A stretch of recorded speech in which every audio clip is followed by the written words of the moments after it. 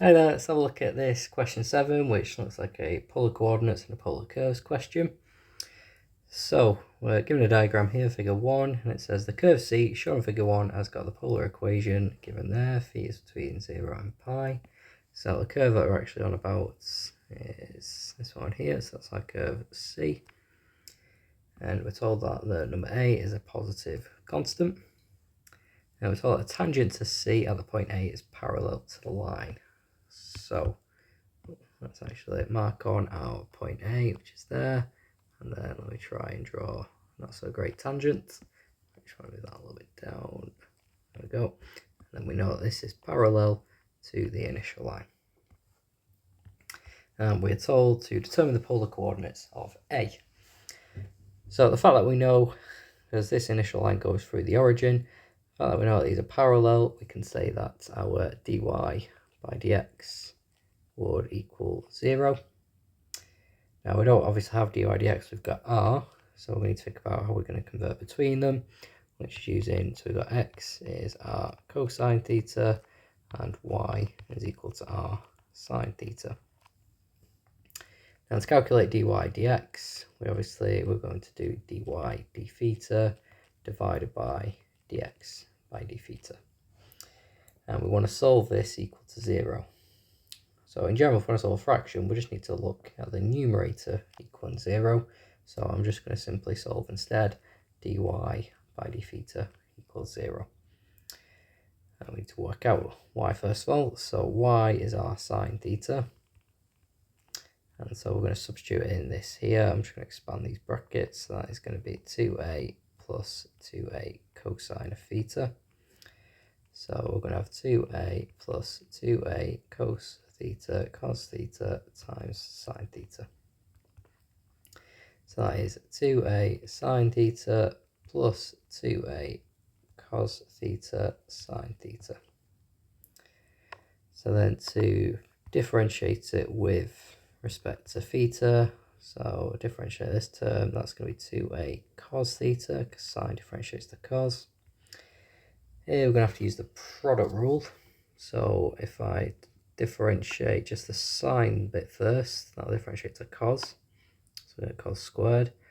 And then if I differentiate the cos bit, I'm going to get minus sine, so that's going to be minus 2a sine squared theta. And we want to solve this equals 0. So I want to solve 0 is equal to 2a cos theta plus 2a cos squared theta minus 2a sine squared theta. Now we're told a is a positive constant, so I can just divide by 2a to get rid of it. So I've got 0 is cos theta plus cos squared theta minus sine squared theta. And then remember that sine squared is 1 minus cos squared theta. So that's going to give me cos theta plus cos squared theta minus 1 plus a cos squared theta. So we get 0 is equal to 2 cos squared theta plus cos theta minus 1. Let's try and factor it. So 2 cos theta, and then if I do a plus 1 and a minus 1, that'll factorize it. So then in terms of solutions, I've got 2 cos theta minus 1 is 0, which would rearrange to cos theta equals a half. Or I've got cos theta equals minus 1. Now you might know your values, or you might just have to use your calculator. So if I do theta's inverse cos of minus 1, that's going to give us a pi. So that's equal to pi. Is that value allowed? It is, just about. I think that's going to correspond to the tangent right there at that point. Bear in mind, obviously, we'll find this for all points on the curve. And then theta is inverse cos of a half for this case, which is pi and 3, I think. 1 over 2, pi over 3. And then if I were to use the cos, it's then 2 pi minus that value. Let's keep doing that. 2 pi pressing shift 2, shift pi minus pi over 3. It gives me 5 pi over 3, which is outside our range, so we don't need that value. So theta is going to be pi over 3. So theta is equal to pi over 3. I can use that to work out what r is going to be, because r was 2a brackets 1 plus cos theta. And then we know that cos theta should be a half, because that was the whole point of doing that. So r is going to be, so that's 3 halves, so r is going to equal 3a. So the point A has got polar coordinates 3a pi over 3. That's r theta. Okay, so that's part A. Then told point B has those polar coordinates, so we know pi over 6, and we've got r again expressed in that constant A. And then we're told the finite region R is shown there, and it wants us to use calculus to work out that area and give our answer in a certain form. So when we've got a polar curve, we can find the area of the sector that it forms, because it's half the integral of r squared d theta, which is the same as your area of a sector, but we'll use integration.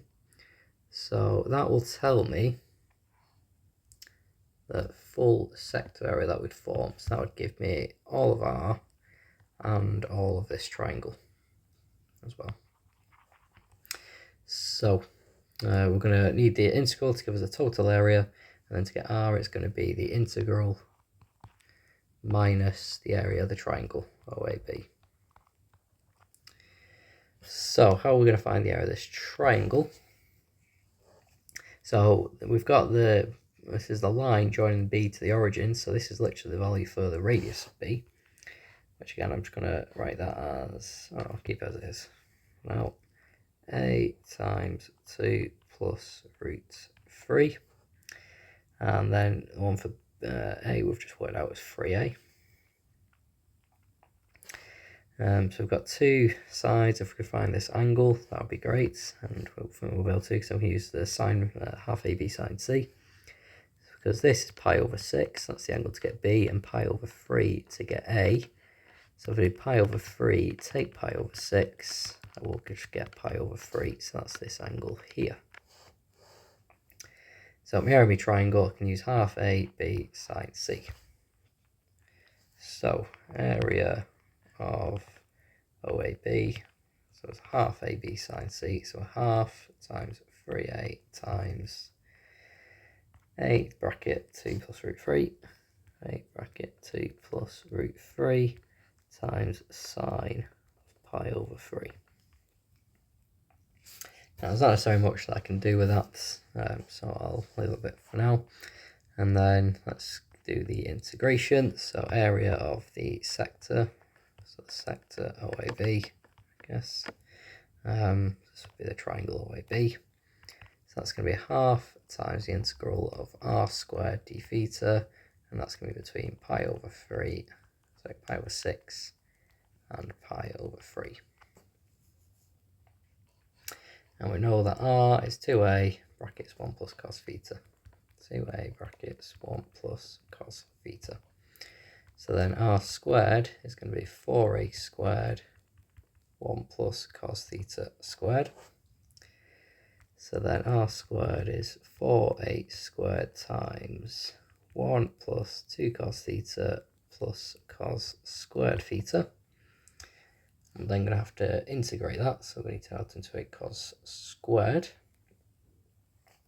So for that, remember that's just a different colour. We know that cos of 2 theta is cos squared minus sine squared, and it can be written as 2 cos squared minus 1. So 2 cos squared theta is equal to cos 2 theta plus 1. So I'm going to use that just to write it slightly differently. So I'm going to say r squared, I'm going to bring the 2 in, it's 2a squared times 2 plus 4 cos theta plus 2 cos squared theta. So that's 2a squared times 2 plus 4 cos, 3, so the 1, I'm going to get a 1 at the end, 3 plus 4 cos theta plus cos 2 theta. And now I'm going to shove that into my integral. So a half of the integral of 2a squared. So I can pull that 2a squared out. So that'll go away and I'll just be left with a squared. And then it's 3 plus 4 cos theta plus cos 2 theta d theta between pi over 6 and pi over 3. So that's equal to a squared, and that's 2 square brackets, 3 theta plus 4 sine theta plus sine 2 theta over 2 between pi over 3 and pi over 6. Now at this point I'd be tempted to just put in if you've got a calculator that does in definite integration, then you can throw in values and just get the value, because then even if your working's wrong, you can still then do the correct follow-up calculation. So 4 sine of x, you can also use it as a check if you get time to check out the same, but it's difficult to get that time. And then I've got a half. Sorry, I need to be careful there because that's the integration, so I can't just put that in. So it's 3 plus 4 cos x. So I've got plus cos 2x. And then we're doing that integration from pi over 6 to pi over 3. That gives me that. Obviously, your calculator might not give it you algebraically, or not necessarily algebraically because these are numbers, but in an exact form. I give you a decimal, in which case you do need to just plough through and work out what it would be. So I've got pi over 2 plus 2 root 3 minus 2. That's my final value for that after I substitute them in. I'd say it's worth for this video. I'm going to check it, but obviously in actual exam you'd probably just stay clear of it unless you get the time. So that'd be pi plus 4 sine pi over 3 plus sine 2 pi over 3 all over 2. And then so there's all brackets with this, so that minus, put the same thing with pi over 6, so that's going to be pi over 3 here. 4 sine pi over 6 plus sine pi over 3 all over 2, like that. And then let's see what I'm going to end up with, and just hopefully I've done something right. So 4 sine pi over 3 is going to give me 2 root 3. And then I've got sine of 2 pi, but then I've got a half in front of it. So that gives me root 3 over 4. And then I'm minusing all these other terms, so minus pi over 3 minus 4 sine pi over 6, which is 2, and then minus sine pi over 3 over 2, which is minus root 3. Sorry, that's pi over 2, isn't it? Should be careful what I'm doing here, because pi over 6 times 3 is pi over 2. So that's going to give me a squared. Pi minus pi over 2 is pi over 2. And then for the root 3 stuff, I've got 2 root 3 plus root 3 over 4. And then I've got minus root 3 somewhere, which gives me 5 root 3 over 4. Not great. So that's plus 5 root 3 over 4. And I've got a minus 2, which is good. So there's just something wrong with one of these terms that's worth checking out. So my 2 root 3 came from 4 sine pi over 3. So that gave me 2 root 3. And then sine 2 pi over 3 divided by 2. Yeah, divided by 2. there's a right to divide that by 2. It looks like it from here. Yes, that's my right. And then I had 4 sine pi over 6, which was 2, which is that 2 there, yeah. And then I had sine pi over 3 and divide by 2. That should be root 3 over, I think I've rubbed that out, haven't it? Root 3 over 4, which cancels with that and leaves me with plus 2 root 3. So we've done it correctly. Okay, so that's just a little check. So that's my integral. To then get r, I need to do the integral minus the area of my triangle. So the area of r, we're going to have to expand all of this out. Not so very nice. A square actually. So what am I looking for at the end? I'm looking for a squared over 4. So I'm going to keep that as it is because that's got an a squared outside of it. And while I'm at it, I may as well take a 4 out. So that means I need to multiply everything in there by 4. So that'll give me 2 pi plus 8 root 3 minus 8. Subtract the area of the triangle. Now I'm going to get an a squared from that times that. I'm going to just try and be a bit careful. So I'm going to get half a squared, and then that's going to be 3, and then 2 plus root 3 like that. So let me try and take a squared out 4 out of everything before just going blindly and expanding everything. So I've got 2 pi plus 8 root 3 minus 8. And then, yeah, just give me a sec with this next bit. Minus, let's do a squared over 4. So that gives me a squared over 2. So I need to times everything by 2. Sorry, do I need to times everything by 2? I don't. I need to pick one thing times by 2. So I'll times a 3 by 2. Because I can't times both of the brackets by 2, because then I have to actually times by 4. Which I don't need to do. I just need to times by 2, because I've already got the half there. Pull out the a squared over 4 now, and hopefully it will be in there. 2 pi plus 8 root 3 minus 8 minus, what's that going to be? Oh wait, I need to be careful, I've missed off my sine pi over 3. So, which, yeah. Alright, that's not right either, it should be sine pi over 6, because that's our area. In our diagram, it's pi over 6, because it's the difference between them. Don't know why I wrote pi over 3 there. Got a bit nuts. Sorry. So sine pi over 6 on there, which gives me another half.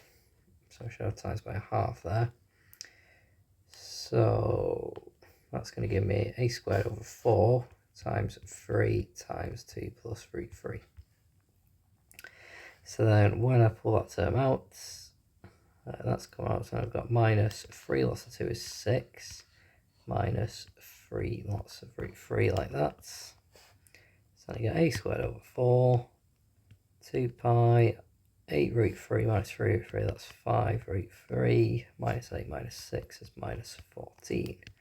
There we go. So just being a little bit careful with that little sign bit there, just not forgetting that, and don't know why on earth I wrote power 3 take power 6 power 3 earlier. Obviously I just realising they're the same, but I got mixed up in my head which one it was. Okay, but clearly evidence is, to take your time. Obviously this is a late question of the paper, so a bit of stamina. So it might be something you think about when you're doing your exams. You might actually want to start with a later question. It's up to you, because it's a tricky one, but then at the same time you can get bogged down and caught up with it and then lose marks earlier on in the paper. I don't know, it's up to you. But in terms of practicing, going through past papers and seeing what strategies work for you. I hope you found that helpful. Definitely a tricky question. Thank you for your time, and take care. Bye now.